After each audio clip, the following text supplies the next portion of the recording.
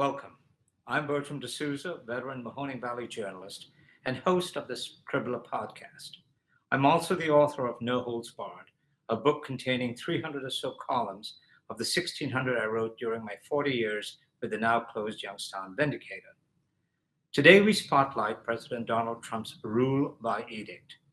As with all authoritarian leaders, Trump used the people who work for him, including Vice President J.D. Vance, the White House staff, members of his cabinet, Republicans in Congress, and even Republican justices of the U.S. Supreme Court as his doormats. Trump will use them to scrape the dirt off his shoes, figuratively and perhaps even literally. Two cases in point. Number one, when Elon Musk, the richest man in the world and one of Trump's closest advisors, he spent $277 million to back Trump and other Republican candidates, challenged the president's announcement of a $500 billion private investment in a new massive AI infrastructure. The White House summarily dismissed him. Ignore Musk and take Trump's word as gospel. He's the president, a spokesman insisted. Number two, as Trump and his advisors were reviewing the list of January 6th insurrectionists to decide who should receive a presidential pardon, the president suddenly reportedly said, quote, "Fuck it, release them all," close quote. Did no one stand up to the president because among those being pardoned were people who committed acts of violence, including attacking police officers? And most tellingly, the response from Republicans on Capitol Hill was muted at best. These examples are just the tip of the iceberg. Since being sworn into office on January 20 for a second term, President Trump has shown a willingness to govern by edict. And he has launched a new era of American democracy in which the uber-rich are influencing the administration's agenda. So what can we expect over the next 4 years? I'll ask my guests, three veteran political observers in Ohio. Dr. William Binning, once an Ohio Republican Party insider, former chairman of the Mahoning County Republican Party, and Youngstown State University professor emeritus. Brent Larkin, dean of Ohio Political Reporters, retired director of the Cleveland Plain Dealer's editorial page and still a Sunday columnist for the newspaper and its web edition. Tom Sudduth, retired veteran political reporter for the Plain Dealer, who continues to write a weekly column for the paper. Tom is an assistant professor at Ohio University. All right, thank you again, Bill, Brent, and Tom, for joining me to try this time to make sense of what's going on in Washington, D.C. Let's start with Wednesday night's deadly mid-air aircraft collision over Ronald Reagan National Airport. Just hours after this tragic incident, President Trump, without proof, blamed diversity, equity, inclusion, policies, and Democrats for the crash. What do you make of such a politicization of a tragic accident that claimed the lives of 67 people? Bill, let me go with you first, since you are a longtime Republican. Well, if you are a reader of the New York Post, one of the finer newspapers in the country, they reported today that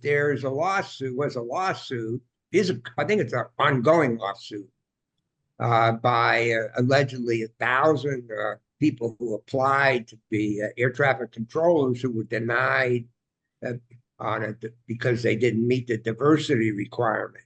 It may be that somebody whispered that in his ear because he seemed to come up with that as a second thought.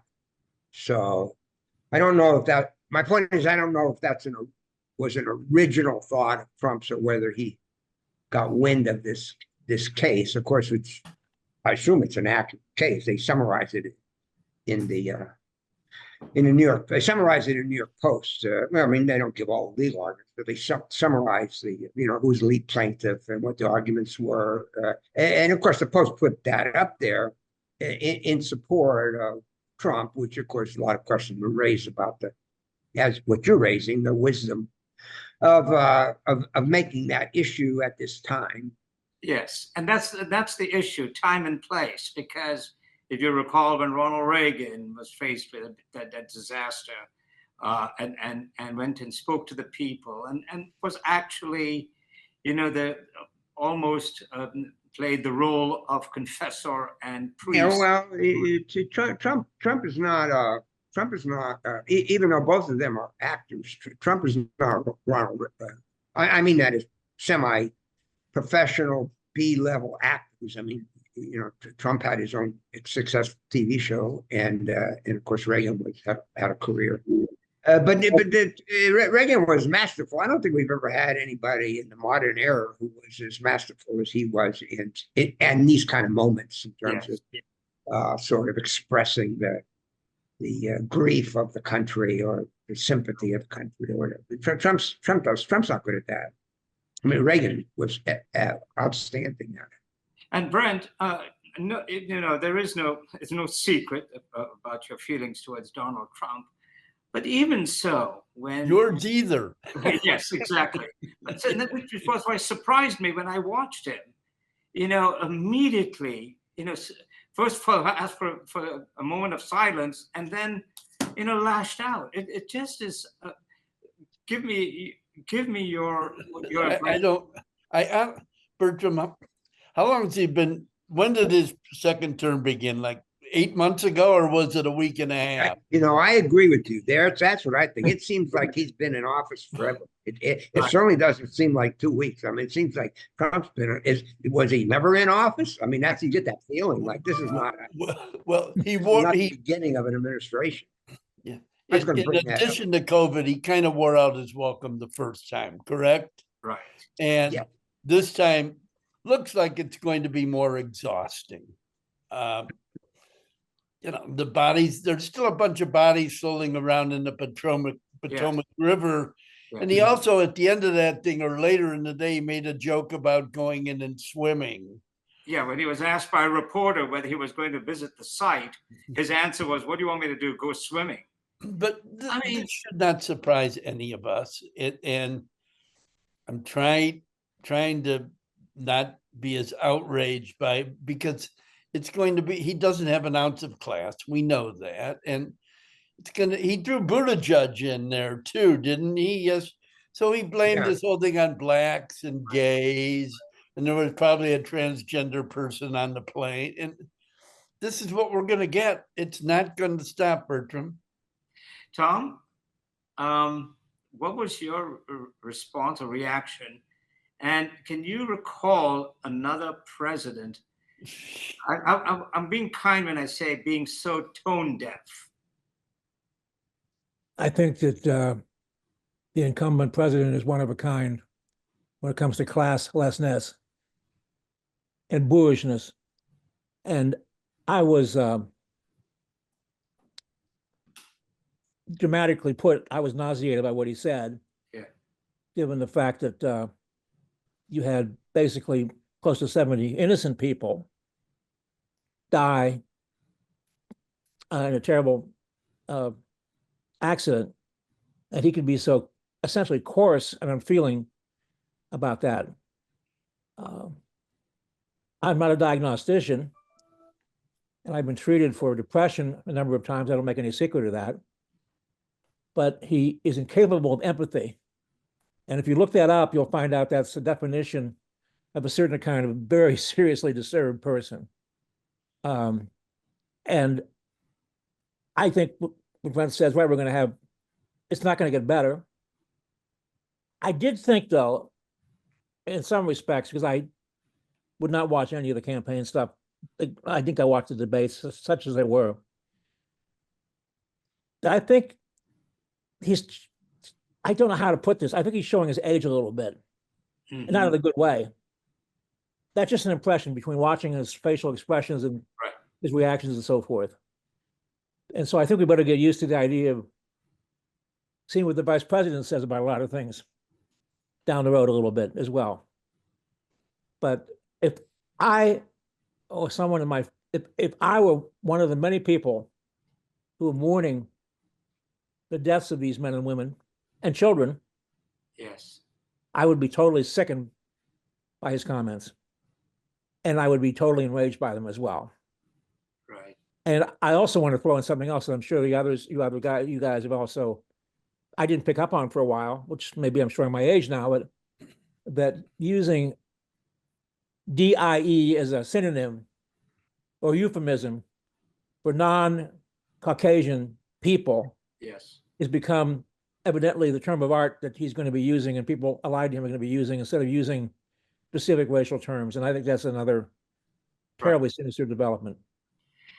Bill, Hey, Bertram, I wanted to bring up another point that you raised in your email about this birthright issue. yes, yes, And I just wanted to share with you that I saw, since you brought it up, I saw that the Claremont Institute, which is somewhat related to Claremont, the Claremont College, not directly, and fairly respectable conservative think tank, they are arguing that there is the second clause in that can be used to support Trump's arguments or the administration's arguments on this issue. So that will become part of. I'm not a lawyer and I don't know constitutional law, so I'm not giving any weight to any of this. I'm just sharing with you that there are some conservative intellectuals who've been writing about this and talking about it for some time, and that will certainly be part of the brief, or maybe part of the Justice Department's case. I don't know how valid it is. I just wanted to bring that up with you. That is, to some people, it is not as clear cut as it might seem, which it was to me. Which is just the, if you were born in the United States, you have birth, you're a citizen, and of course that was done for slaves in the post-Civil War error, but it's been interpreted as the as pretty solid. I just wanted to share that with you, that there's going to be this Supreme Court, who knows where we're going to go with this, right? But during this argument, that and legal argument or whatever, a national argument about birthright, there's a presumption on the part of Donald Trump's supporters that these are illegal immigrants crossing the Mexican border, coming into America, these women pregnant and then having babies in America and making them. You're going to find out that there are very, very wealthy Middle Eastern women, supporters of Donald Trump, who do the same damn thing. And there are very Chinese and very wealthy Europeans who are doing it. Mm-hmm. So the idea that it's all these brown-skinned, Mexicans coming into America to have babies so that the babies. I just wanted to share with you that it's not so, to some people, it's not so obvious that is the legality. I'm not arguing that. I'm just sharing with you that I discovered that after you brought it up in your email. No, let's and we'll go back to those issues because this is going to be a lengthy discussion. However, starting February 1st, which is tomorrow, Trump will launch a trade war with Canada, Mexico, and China. He's announced 25% tariffs against Canada and Mexico, and 10% against China. Now, does he actually believe that these countries are going to, succumb to his pressure? Or what do you think is going on here? Now, he said he was going to do this, but did you think he was going to do it? Brent, let's go with you. As we all know, he cares. There may be nothing more that he cares about than the stock market. And that is why I don't rule out that, this is clearly a negotiating ploy. And he likes to play brinksmanship. And I guess we're going to find out in the next 48 hours or so if he goes forward to it. forward with it, excuse me. And I'm less convinced that he will, that the tariffs that he imposes eventually will be as significant as he promised. Because the financial markets will not like them, and interest rates will go to 6% as opposed to 4.5%, and that's kind of a worst case scenario. Tom? I think that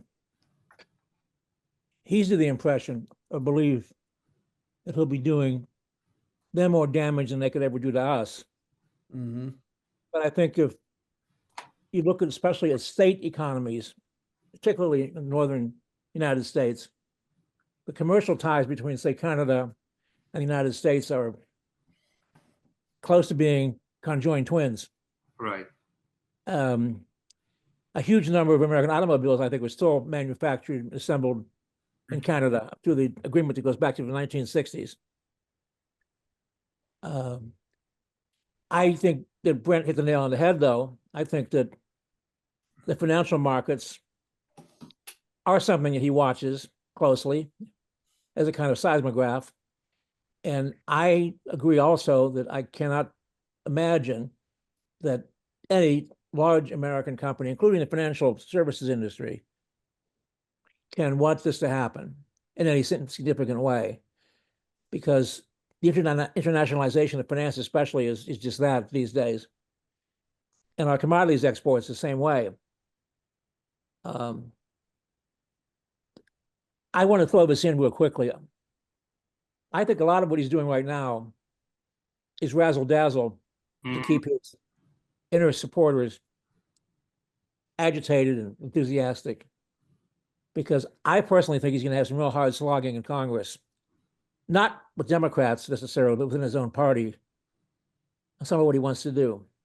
And that's where the real work comes in. You can, to put it crudely, anyone can shoot his or her mouth off about something, but getting something enacted and through 535 egomaniacs is another issue. And I think these sorts of things are a way of seeding the clouds for Sturm und Drang, thunder and lightning and hail and all that. And people are getting enthusiastic right now. Look what he did in 2 weeks. Yeah, he made us look foolish. But that's what I think about that. Bill, is this just a matter of is kept, or is this something else going on here? Well, he had throughout his political career, he's been at least talked as and promoted protectionism and isolation, and a tariff is an expansion of that, and some of the remarks of also support this kind of, we want to have our own kind of insular economy and our own industries, and so we want to build a new kind of economy. So I think there's either could be playing to his base, and as Tom suggests, or they're serious about it. But as Brett points out, if it has significant short-term financial ramifications in the markets, he probably will back away. Whether he knows that or not, I don't know. Because the other argument is, I'm not an economist either, but the argument is that it's inflationary, right? And of course that's a big deal, given that's one of the reasons he was elected, was because of the inflation in the past administration. And if he doesn't address that in some manner, he said he's going to lower the price of oil. That'll be a key part of this. I did hear in one of his speeches that apples are going to go down, so I've been watching that because that's my indicator. See if the price of apples goes down. That was one of his promises. So, but anyway, yeah, I agree with sort of what Tom said. I think part of it is, does he really mean it, or is this just to stir up the base? But this is part of this central part of his program, or central part of his campaign. It's not the first time he used the word. It was he probably said it every time he gave a speech, and over the course of his campaign, he talked about tariffs. What a great word! I forget how he phrases it, but he goes through certain words, Is tariff in the Bible? Stuff like that. So it's been almost 2 weeks since he has been in office, and it is clear that so far this is ruled by edict. He has signed a whole slew of executive orders. 41, I think. Yeah, but the most telling one, or one of the most telling ones, is the one where he pardoned 1,500 individuals who took part in the January 6, 2021 insurrection on Capitol. Included in that number are those who attacked police officers. There's a story out there that says that when he was going through with his advisors, going down this list to decide who should be pardoned, in the midst of discussion, he all of a sudden said, quote, "Fuck it, pardon them all." I saw that. Now, now, so Tom, let's start with you. What does this say about not only Donald Trump, where he has no qualms about pardoning individuals who actually attacked, Capitol Hill police officers, but about Republicans on Capitol Hill who have been muted at best, and overall nationally, Trump supporters who have not said, "Hey, hold on a minute. We are the law and order party. So give us some political perspective here." Well, first of all, he's a total narcissist, so people's feelings don't matter to him whatsoever about anything. Secondly, as for the people on Capitol Hill, I have encountered many politicians over the years that I admired. I've written about them. But in the main, they want to be liked and they want to go with someone they think is liked. And his popularity and his comeback is something that I'm sure the average hack politician says, "Hey, that's something.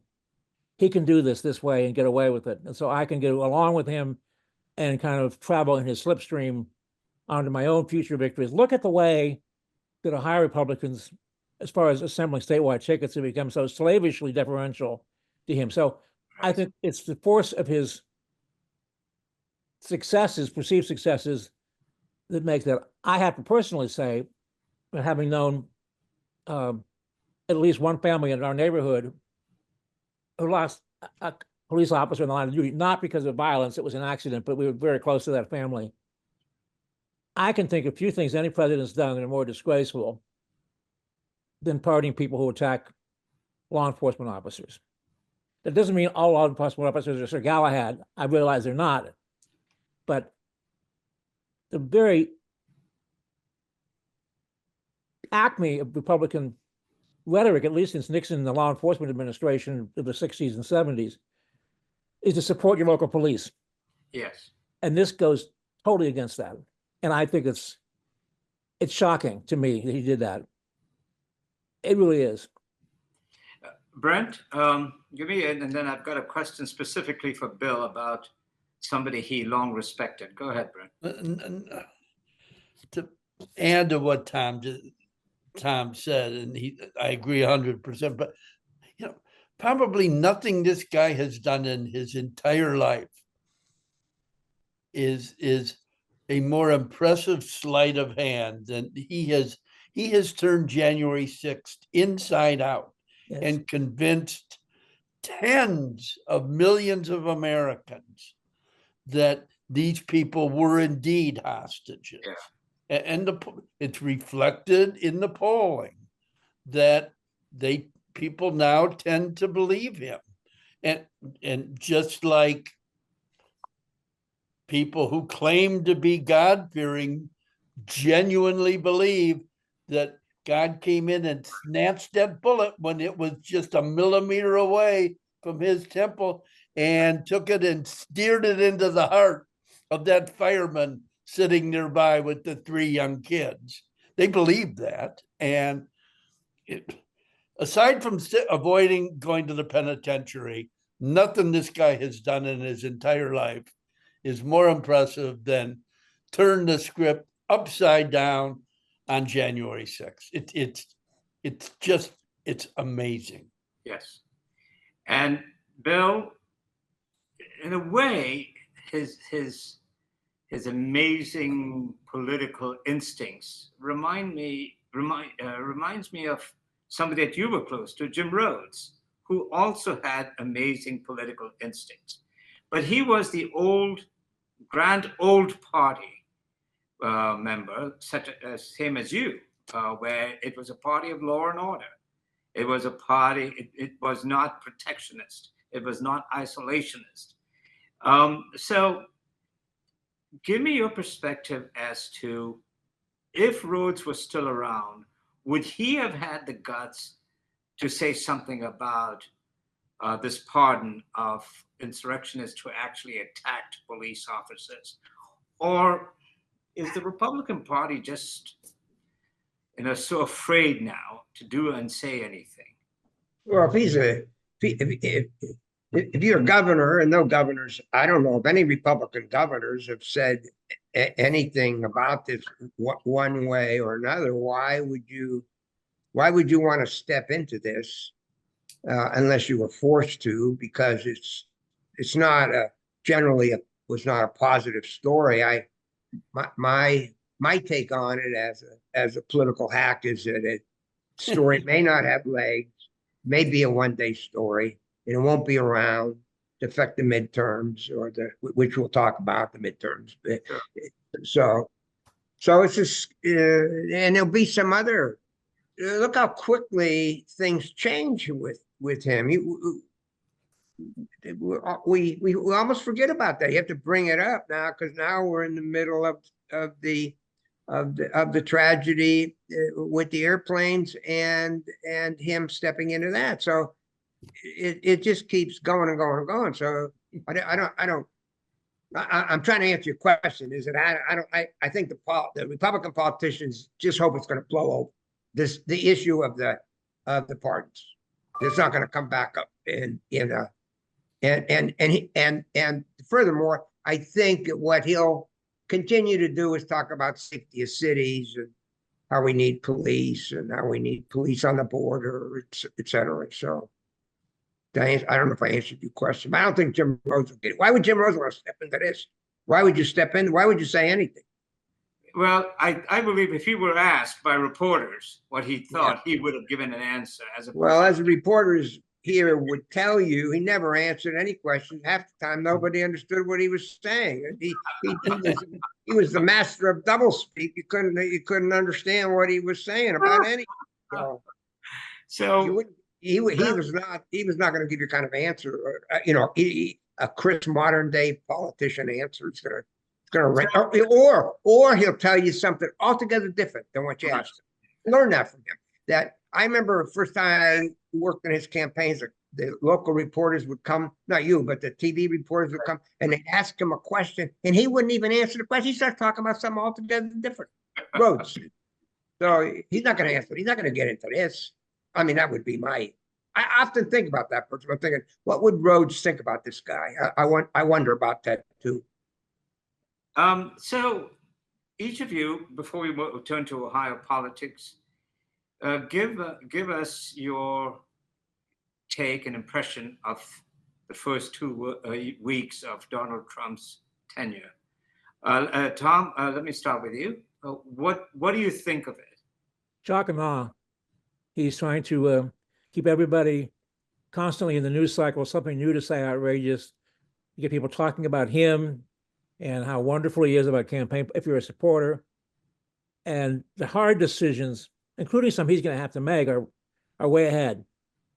But right now it's wow, sis boom bah, cheer for the home team, let's have a pep rally and so forth, and agitate people. And the true believers, to them, he can do no wrong anyway, but he's keeping them in a state of excitation about stuff. We'll see what happens when it's time to actually try to get something enacted in Congress or get a budget framed. Right. Brent? Well, as I said, I think on the opening, this show will go on for a long time, and it will ebb and flow, but it's not going to be boring. one more thing about what he said on Thursday morning. There are some who have suggested that, what he did took the focus away from the hearings that were going on yesterday, at the very same time yesterday morning, of this arrogant creep who's going to run the FBI, and Robert Kennedy and Yeah. Tulsi Gabbard, and their testimony was relegated to below the fold, so to speak, by the air crash and what he had to say about it. May have been there point. may have been a little bit, may have been by design in part. Right. So, Bill, you were in Washington for the inaugural with Yes. the Ohioans. Yes. So, Republicans. And it's not the first one you've attended. You've been to others. No, I went to the last one. It was frozen. I went in 85. Yeah. That was the last one I went to. Okay. Reagan's in 85 when they didn't have it because of the cold then. They didn't have Right. an outdoor ceremony. That's the last time I was there. So, what was the atmosphere among the Ohio delegation? And then let's talk about, and also I'd like to come to the photograph you took with Vivek Ramaswamy, and your Yes. and your tagline that said, "quote Ohio's next governor." So Yes. let's talk about that. Go ahead, Bill. The floor is yours. What is your first? What's your first? What was the atmosphere? What was the? Oh, they were all they were jubilant and they had won and there were, of course, there was a lot of political buzz. They had DeWine had just appointed Houston, and so Houston was there, but I'll tell you.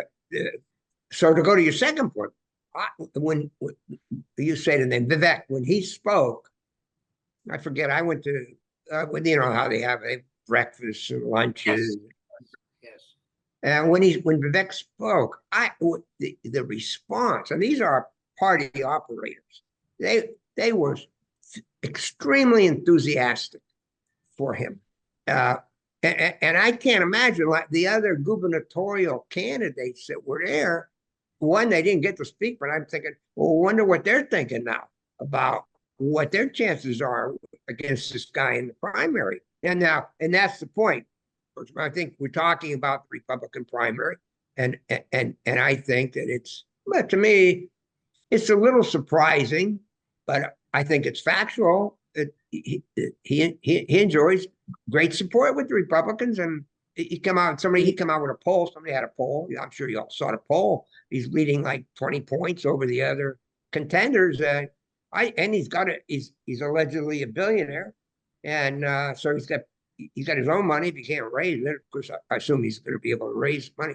So I think to me he's the favorite in the Republican primary. I'm not talking about general election. We don't know anything about general election. We're talking about in the primary. Surprisingly, because you would think these other candidates have been toiling in the fields, and they made friends with different Republican leaders, and they got them to make commitments, and they promised them a job on the turnpike, or they did all the things you're supposed to do, to get nominated, and he's not doing any of that stuff so far. But I think he's way ahead of the field. I think he's going to be nominated. Yeah, Brent. So you've covered zillions of these races, and so when Bill sent me the picture of him and Vivek, and with the tagline, my response to him was, "Do you really believe?" And this was my response to Bill. Do you really believe that the folks in rural Ohio, the Republicans in rural Ohio, and Republican parties in rural Ohio, where there are a lot of white supremacists and nationalists and KKK members, that they're going to support a South Indian Asian to be their nominee for governor? So perhaps I'm looking at it from a lens that's too narrow, but give me your impression, Brent. The answer to your question is yes. The MAGA base, let's call it, they are nothing if not loyal and obedient And what Bill was just speaking about, it is the entire subject of my column for this coming Sunday. I don't work very often anymore, but yeah, this guy, he is the overwhelming favorite to be the next governor of Ohio. And did you folks see I'm going to mispronounce the name here of Trump's pollster? Is it Fabria? How do you pronounce it? You know who I mean. Fabrizio. He did the poll. Fabrizio. Yes. Have you seen his poll Yeah. of Ohio? He's Republican. It's been a Republican. It's supposedly Republican. among Republicans. This guy was spot on in the general election in November. While other polls showed this race too close to call, he consistently said it was not too close to call. And he was the only one who was right. He's only up 40 or 50 points on Dave Yost. Right. 40 or 50 points. Yost was like 70 to 18. Okay, so explain. Think about that. Yost, yeah, explain that. You know, Dave Yost is well known. He has run statewide. He's got a good organization. And then, of course, the state treasurer is also running, Robert Sprague. What is going on in this race then? What is the appeal here today? The only appeal is Donald Trump's. Okay. The base loves him. They love this guy, and Bill just kind of reinforced that by talking about the reaction at this event that he was. They love him. They don't care if he's Hindu. They're very obedient. This is not the Jim Rhodes party. Jim Rhodes wouldn't get 30% in the primary today. We know that. And they're going to do what they're told. So, and it's going to be to vote for him. Tom, I'm sorry, Tom, is that what you? Well, I think that, well, Brent's right, first of all, about what he said. This crowd right now, if Donald Trump anoints somebody, then that's the chosen one for the future. The other thing is, I've been looking, again, from a different perspective at Ramaswamy, and frankly, but for his complexion, which doesn't matter, at least to me, obviously, he's basically an American guy. He went to Cincinnati's Jesuit high school, St. Xavier, which is one of the best high schools. And I've had some of the kids in my classes, Southwest Ohio. He's not Catholic, but he went there. Yes. The Cincinnati inner circles, high school of choice, even if the kids are not Catholic. Goes to Harvard, does well, goes to Yale, does great, so forth. And then puts together this enterprise that's worth all this money. And I think it's often overlooked, by the way, to the credit of the Grand Old Party, and this is not the same era, but I think Democrats have had a hell of a time electing statewide executive officers or judges who are African-American. Yes. The Republicans, starting with Bob Duncan being appointed first by Rose back in 1970 to the Supreme Court, and J. Kenneth Blackwell, a Cincinnatian, who actually was a Jimmy Carter supporter in 1976, did very well and is still considered to be part of the inner circle of conservative thinkers. So I'm not surprised at all. I do think that in the end, Yost will do better than people are indicating and thinking right now, because he's a publicity magnet and because he's indefatigable. But at the same time, I realized again, I did some checking. I wanted to see, I had not known recently that Ramaswamy lived in Upper Arlington, which is a town I know fairly well. They wouldn't let me live there, I'm sure, but a town I know pretty well. And he must have probably the most valuable house in the entire city. I had to find out where it was and all that. It's not in his name. And so he's clearly, by locating in Central Ohio, and by going into that community, kind of claiming his place at the table of Central Ohio leadership as well. And that's important. And the county's Democratic now, that the old money there is Republican as all get out. And I'm not surprised, especially when, with all due respect to Dr. Acton, who I have great respect for, the Democratic Party in the state is Where is it?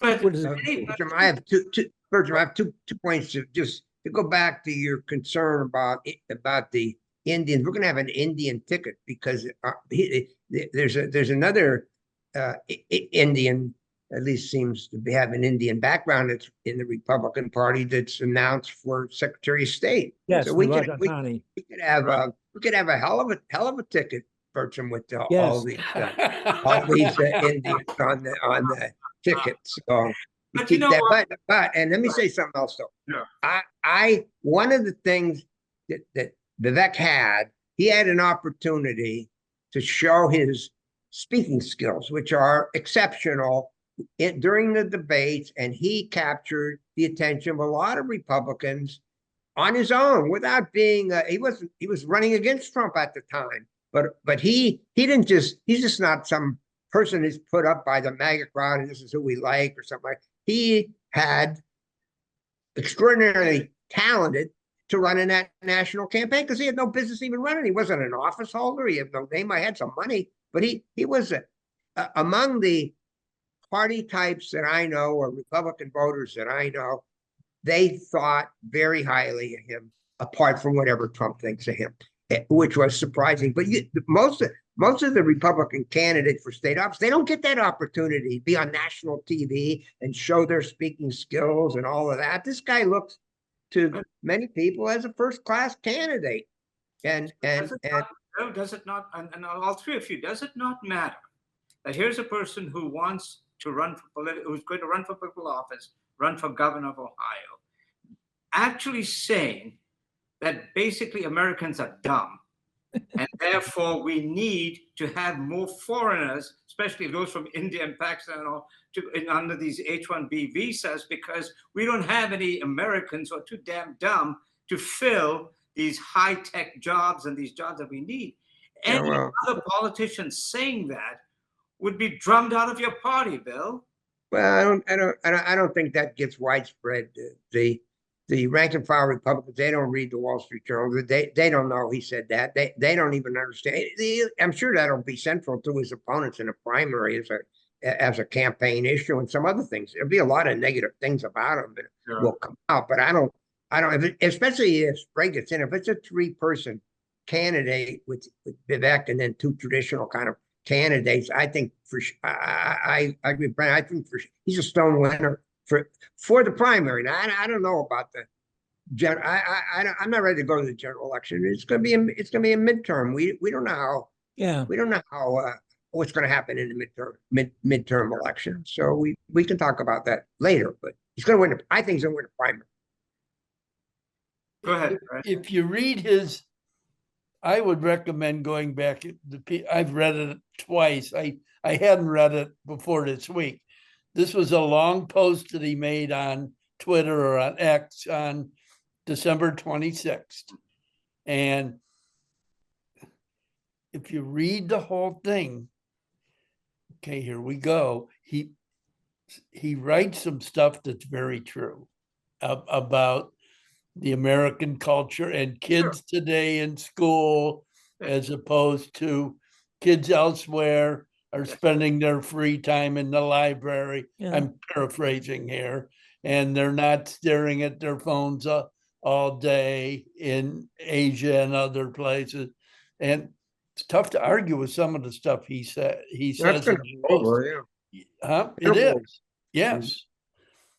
You're right, but Tom, as Brent says, it's hard to argue with the case he was making for why we need more brainiacs to come into America, because we're not producing enough in this country. However, no parent wants to hear that.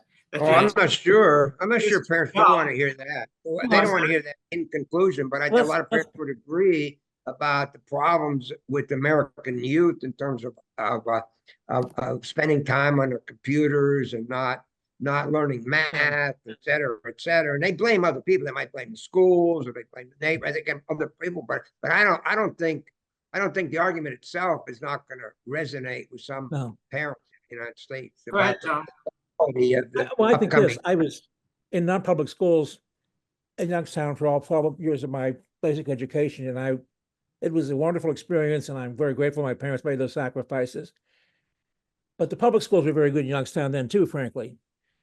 And there's been a concerted effort over the last 25 years or so to discredit public education. Yes. Maybe it started out as an attack on the unions, I don't know. And yet I get kids in college classes that are clearly exceptionally able and went to great public schools in the state. That's part of the motivation behind the voucher stuff, which I one time thought was a great thing, and now I think is a totally bad thing.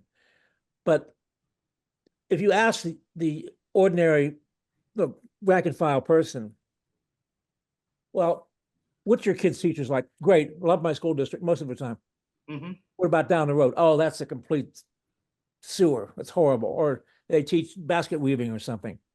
They're discrediting public education. So when someone says kids aren't doing the right thing, of course, their kids are doing the right thing if they hear this. They're thinking, yeah, there's something really wrong here, because I've been hearing this since Milton Friedman talked about free to choose, thanks to the money from Bubble Oil in 1980 on PBS. So that's a big part of it. And so I think that when he says those, and I, you can make the case that kids in other countries, including European countries, probably spend more real time in educational mode than maybe some of our kids do. I don't see it in my classes, but I think that's probably true. But remember, The point is, is it's not gonna hurt Vivek. I mean, he doesn't have to campaign on it, but it's the fact that he said it is not. That's not gonna hurt his. It's not gonna hurt his campaign, that even if it's used against him or he promotes it. Of course, in Ohio, as Tom points out, this choice is huge, and Trump's pumping it up, so that he's going to run on that, and he's going to put the Democrat in a box and having to defend public education in the state, which they want to back. I think Tom's right. They want to. A lot of it has to do with the teachers union and to weaken it, so because that's one of the few sources of revenue the Democrats have in their campaign. So yeah, Yep. That's the way I see it. People who know him have convinced me what he will do is he will make book with Matt Huffman, who is probably the most powerful elected official in Ohio at times, and he will cut the income tax dramatically, even further, and use the crisis it results to essentially destroy public education in Ohio and totally change the public education system under the guise of a budget crisis.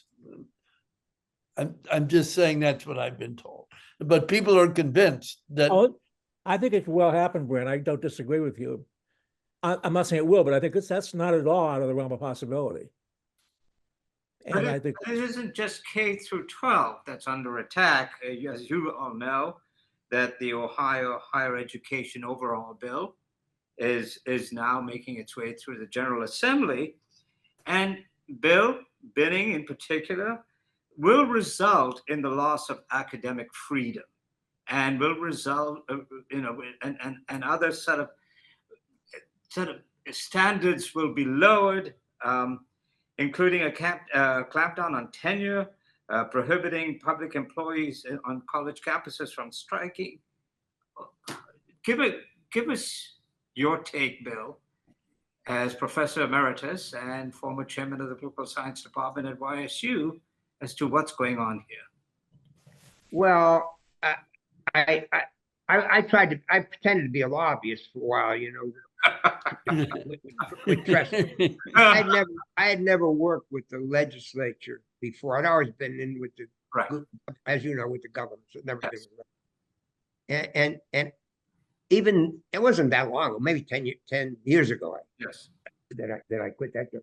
And the Republicans in the Ohio legislature despise higher education in the state of Ohio. Probably all of it, but the one they can get their hands around is public higher education. right. That's what That's what they're going after. And they're convinced. And even if you look at the state voting results, I mean, Tom's a good example of that. The Athens, Bowling Green. You look at any place where there's a significant college campuses besides the urban areas. That's the only Democratic votes and a source of volunteers in the states. And they want to they really don't want it to grow and prosper. They want to diminish public higher education, and I think this is House Bill 1. So it's not Senate bill; it's House Bill 1, right? And a lot of the things that are said, I mean, I think generally they blame higher education also, or they have the view that there's these younger. Look at the voting. Who are where's the Democratic vote? Are people with college degree, and they feel they're being indoctrinated, and so we gotta do something about this. We gotta get more conservative information to them, or anyway. Yeah, I think that battle's gonna go on, especially in states like Ohio, where you don't see it. I don't see it like in New York State. You don't see that in New York State. New York, because Democrats are supportive of the Cooney and SUNY, et cetera. But in Ohio, boy, they're really out after. But I'm just saying, I sensed that when I was down there 10 years ago. So this is nothing new. That's just they want to go after public higher education. Brent, is this a slippery slope, especially given that Ohio is trying to present itself as the future of technology and the chip manufacturers and all of that? I mean, if you have a legislature, and I don't know whether Ramaswamy, if he becomes governor, will agree with this, but if you have a legislature that's so anti-university college education, I mean, how do you attract highly qualified young people to the state to fill those jobs that are going to be created by Intel and others? I think that is a legitimate point, but Columbus is become Columbus is the Austin, if you will, of Ohio. It's not Austin, but it's more like Austin than Greater Cleveland is. That's for darn sure. No, and they have a pretty good university there that educates thousands and thousands of kids. They have a good engineering program, I'm told, and that's all designed to attract more jobs like that. About Intel, don't pitch a tent waiting for that plant to open, Bertram, because you might be 80 or 90 years old, because that plant may never get built. Because Intel is now a takeover target, if you read the Wall Street Journal, and their stock is in the tank, and the company's getting killed. Well, but on it, but I have noticed that when high tech or technology companies come to Ohio, they go to Central Ohio. All the time. Yes. And what you're seeing is where a lot of us are from, or we're from, the old industrial areas not being revitalized by new technology. They continue to shrink and become demoralized. And that's where a lot of the Trump vote is. But but my point is that in Central Ohio, I just read where some suburb in around Columbus is like one of the top growth places in the country.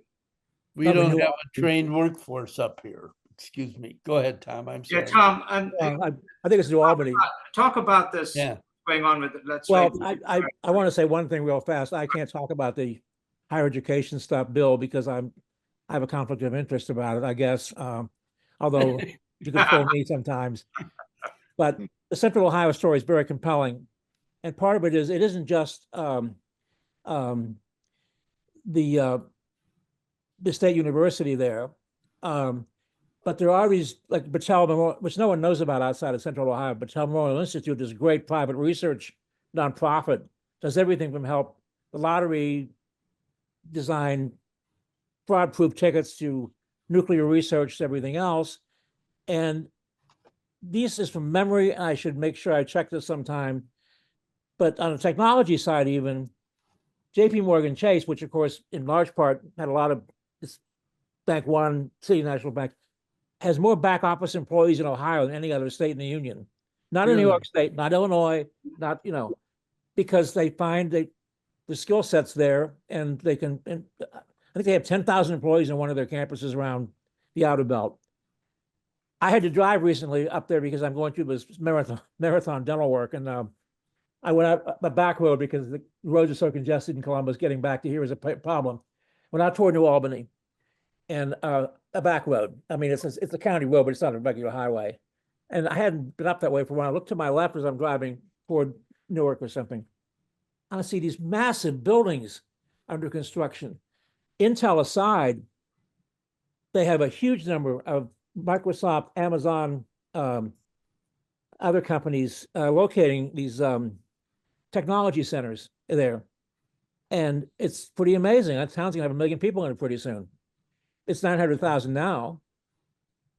And what Nan Whaley said to me one time, running for governor, and she said she's from Dayton, and she was talking to people in Northeast Ohio, where I'm from, and for which I'm very grateful for my upbringing up there. And she said, she had parents of college kids say to them, we've got a real problem up here because our kids only have two choices when they finish college. It's to move to Columbus or go out of state. Yeah. And that's kind of what the truth is right now. Part of it is, I throw this in contrast to Greater Cleveland, God love us for our democratic, small d democratic ways. But the Columbus establishment is bipartisan and they are united. When they want to get something done down there, it gets done. Yeah. Cleveland, we got to have 45,000 people and 20,000 mayors and everybody else. And we talk all our time about whether we should build a new football stadium. Yes. And not about, Yes. figuring out a way to educate a trained workforce. But that's it. It's Cleveland. Yes. So the governor's race, in the primary, Bill, and then all three of you can weigh in. What do you believe is going to be the key issue in the primary in the governor's race, Bill? Oh, I think the issue, there's not a lot of issues in Republican primaries, but Trump will be the central figure. There's speculation. Is he going to endorse? Who is he going to? Of course, if he endorses anybody, it's going to be Vivek. But that's going to be the driving issue, and nobody's going to care about anything else. I mean, they'll have the usual stuff. And lower, we got to get rid of the income tax. We've got to build up the infrastructure.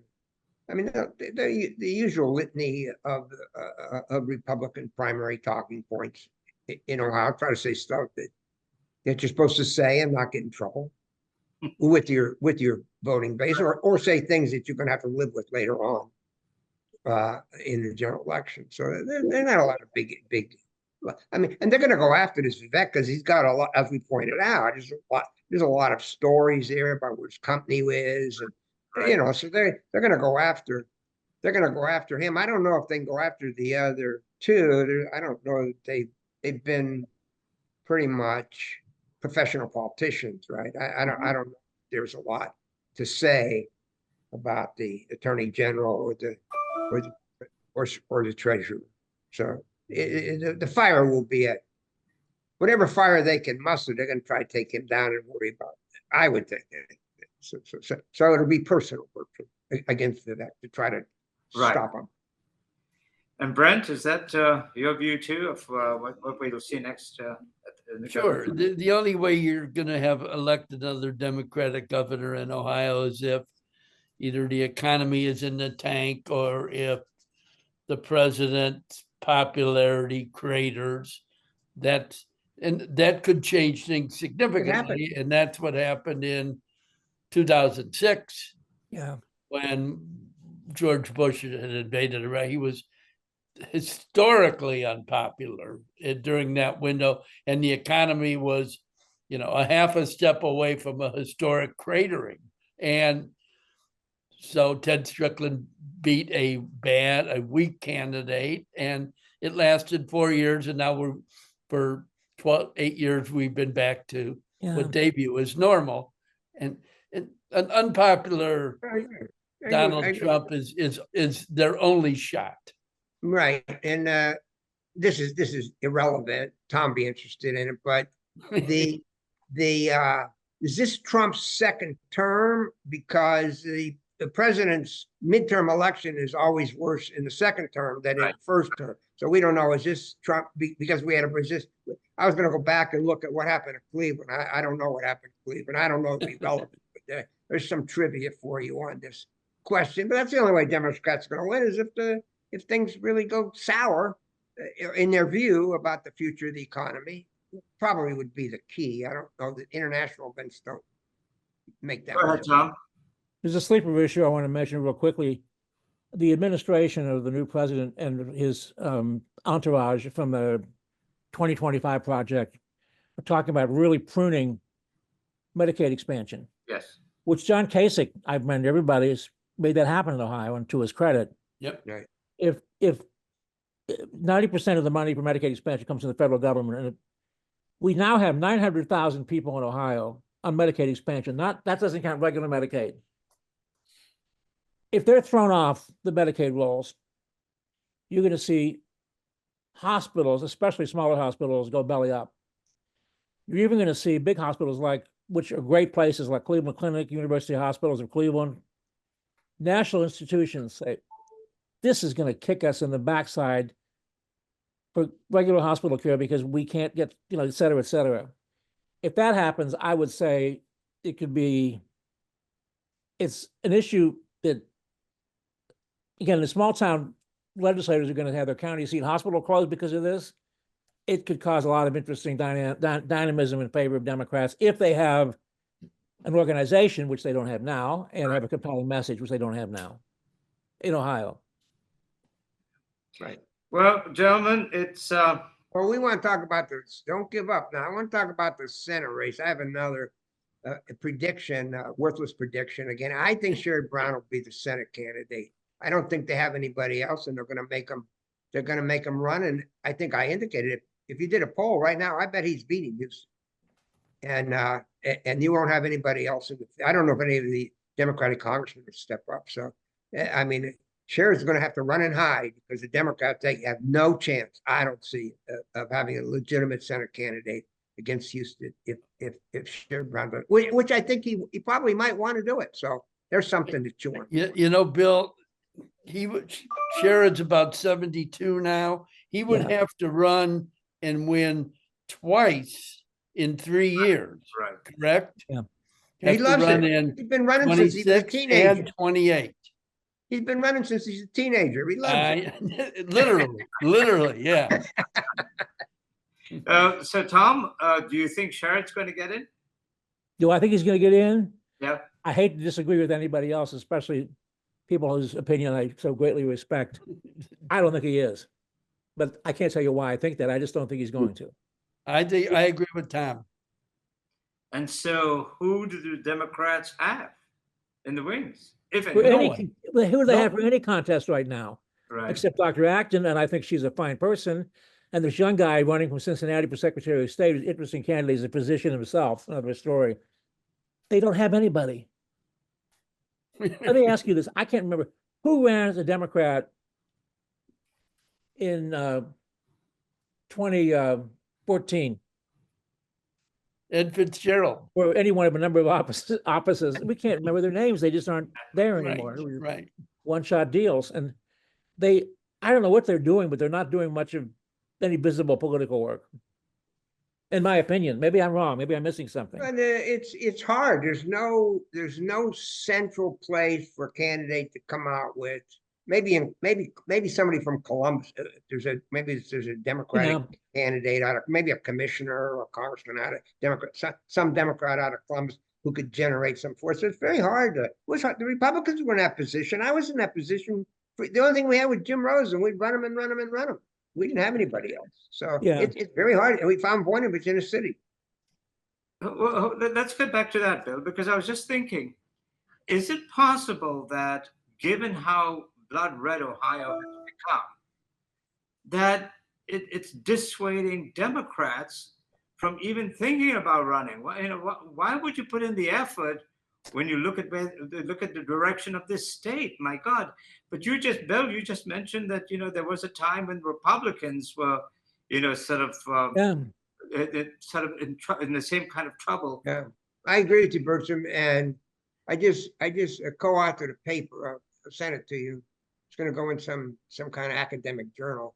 Okay. And we just did Mahoning and Trumbull County, and Yes. and if you look at that way they've changed Yes. in voting since Trump, and Yes. and one of the notes is even now down the ballot, they won all of the little county offices and the state legislative offices, and Appalachia's now become the same way, Yeah. and as well as the eastern border. So Ohio has really changed politically, and it's hard to see how a Democrat wins. So I agree with you. If you're looking at it, I don't see where you find it. We talked about this before. Where's Sher Brown going to find it? Where are the votes for a Democrat other than the cities, and they don't perform that well, and the university centers. That's it.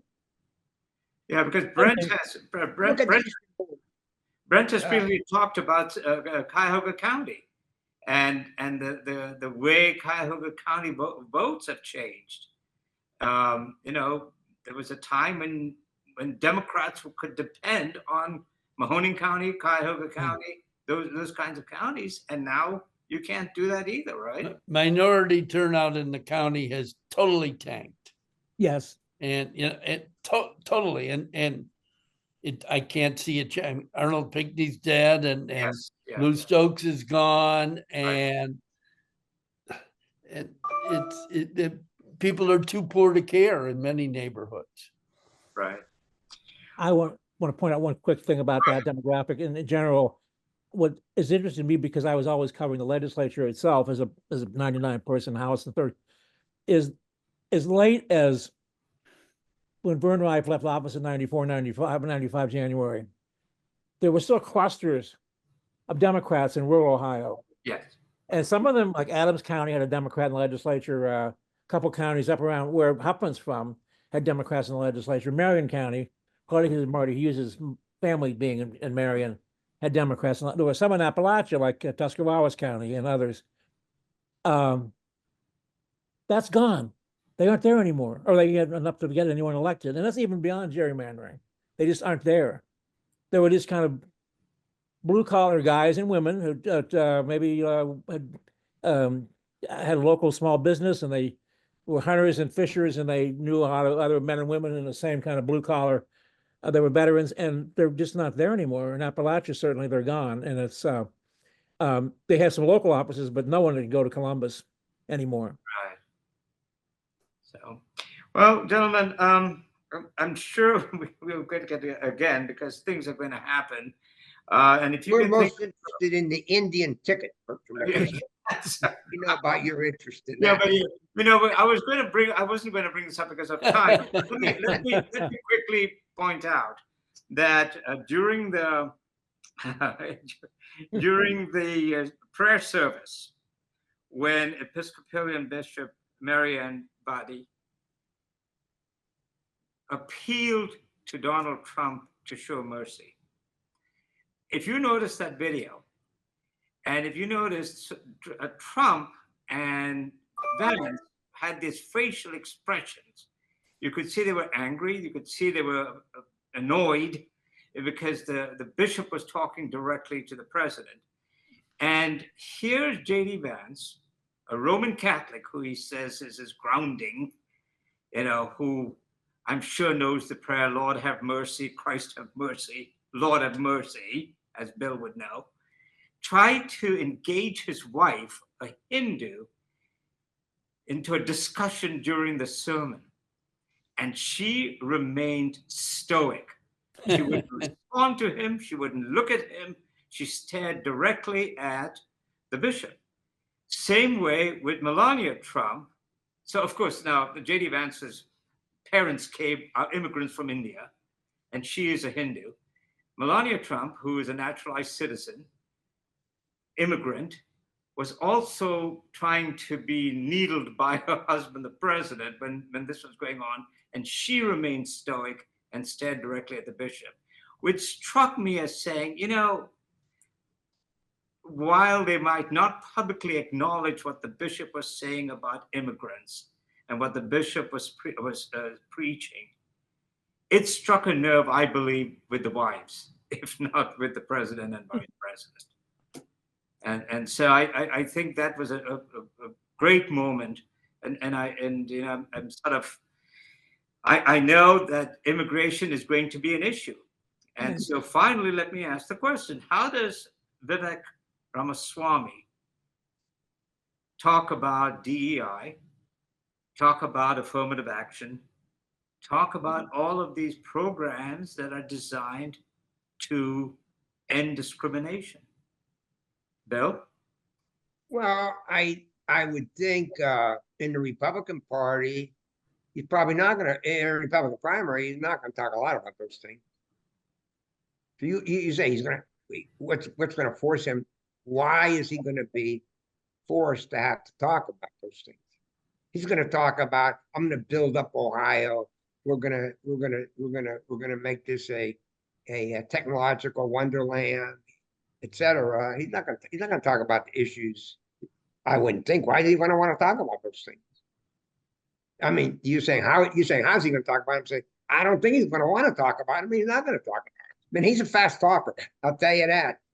I watched him during those debates. Boy, he is. That's right. What really impressed a lot of the Republicans. So he's a fast talker. He'll talk around a lot of subjects. And I don't know. I mean, we're done, but in the old days, the press would force these candidates to say something. There's no real powerful, all due respect, gentlemen, press in Ohio any longer. Remember there used to be that Sharkey would come up with a scandal every election, and that would drive the election. They don't have anything. They're probably stealing everything they can get in Columbus, and there's not anybody watching. So, I don't know who's going to bring these issues up. Final words. Is there going to be an aggressive press that will? I think the answer is the press will be aggressive. They're not as well staffed as they used to be. It's the reach of the legacy media that is in question, and you just no one can realistically or honestly suggest that the newspapers and television news to an extent also have the influence they used to. It's a small fraction of the. It's fading because people are getting their information from other sources. Yeah, right here. Yep, exactly. Tom, finally, what role is the press going to be able to play, if any? I think on individual stories, I think there was some very good work done by 2 or 3 of the largest newspapers in the state. But I think agenda setting, which means others would follow up on the same stuff, is not there anymore. One thing that's changed, especially the great reporting in many ways, that's not changed. But publishers of the different newspapers used to really be movers and shakers in Columbus. And even if they would change, like owned by Advance or owned by Knight Ritter or something, or Cox, which is always, they could get a governor on the phone and say, hey, or a senator, hey, whatever. That's not there anymore. They don't have the kind of, I mean, there are publishers doing great jobs running their papers, but they aren't in the same league as those like the John Wolfs of the world and so forth. And that's made a big difference. And there's not seen as, they were seen as community spokespeople in many ways and broad-based, and that's not there anymore. But I think there are individual reporters, some of them are doing great stuff. But I think people at the same time have become convinced by the rhetoric from Mr. Trump and company that government is supposed to be corrupt because it is anyway, unless someone comes in there and changes everything. Everyone's crooked. Well, that's not true. We all know they're individually very good people, but the cynicism about government has become more deep than ever, I think. I think the next time if not before, but the next time we will get together is after the State of the Union address, because I think that's going to be very telling as to how the president, intends to govern for the next 4 years. I have suggested that everybody around him, from the vice president to his White House staff, to the Republican members of Congress, and to even Republican justices on the Supreme Court, are nothing more than doormats for Donald Trump. In the end, it's all about what he wants done and what he says done. It gets done. Well, I don't. I mean, they're going to have an awful time passing anything in that House. Yes. And in the Senate, probably can get something, but in the House, he's with a 2 or 3 vote margin, and Speaker just dangling by Trump. I think that legislatively, it is not going to be a lot of great accomplishments. I'd be surprised. The biggest problem, as Trump pointed out, is going to be the budget and this Medicaid, and because that's going to be the cutting. That's going to be what they're going to go after. Clearly, they're going to go after Medicaid. They're going to go after the subsidies in the Affordable Care Act in order to fund the tax cuts, and it's going to be able to pass. So I don't know. I didn't want to go off on that. I did want to say one final thing. I thought you were going to commend me for being a fellow alumni of the school in which Trump's press secretary came from, but you didn't bring that up. She graduated from St. Anselm, as I did. Ah. Yes. And the youngest press secretary. Yeah. Yeah. I thought you were going to bring it up, since you didn't. I brought it. We'll talk again, gentlemen. Okay. All right. We'll be in touch. Thank you. Thank you. I'll Bye-bye. watch the State of the Union. Bye. Bye.